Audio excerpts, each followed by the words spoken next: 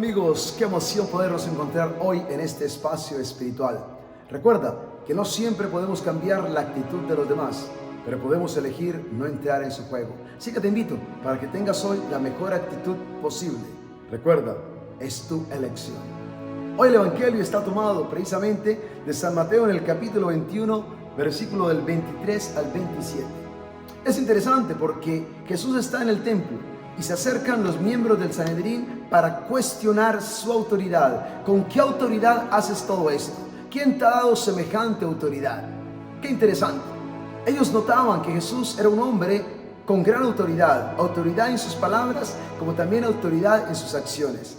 De hecho, la palabra de Dios lo refiere en ciertas ocasiones como desde el principio de su ministerio Jesús tenía una autoridad tal en su palabra que la gente se daba cuenta porque enseñaba no como los escribas, no como los maestros de la ley, sino que lo hacía de una forma distinta.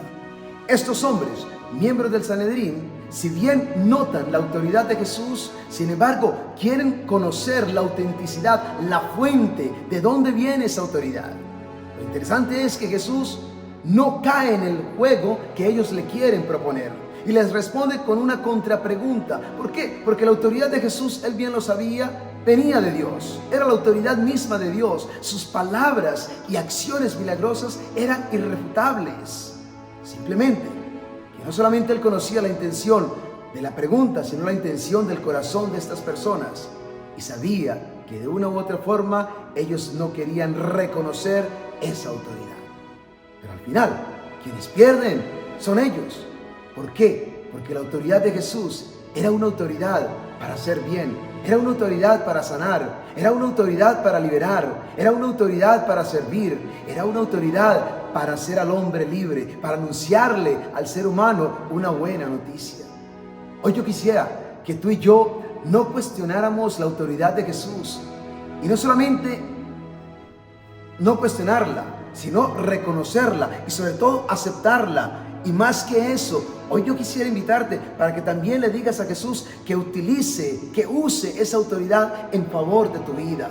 Qué hermoso, por ejemplo, cuando nosotros leemos la Biblia en Mateo 12, 9, 4 y nos damos cuenta que Jesús tenía autoridad sobre toda enfermedad. Pero cuando lees, por ejemplo, Marcos en el capítulo 2, 1, 18, descubrimos que Jesús tenía poder para perdonar los pecados. Y cuando tú lees, por ejemplo, la Biblia en Lucas 4, 31, te das cuenta que tenía autoridad para expulsar espíritus inmundos, pero también tenía poder sobre la naturaleza, y en una ocasión, por ejemplo, caminó sobre las aguas y calmó la tempestad.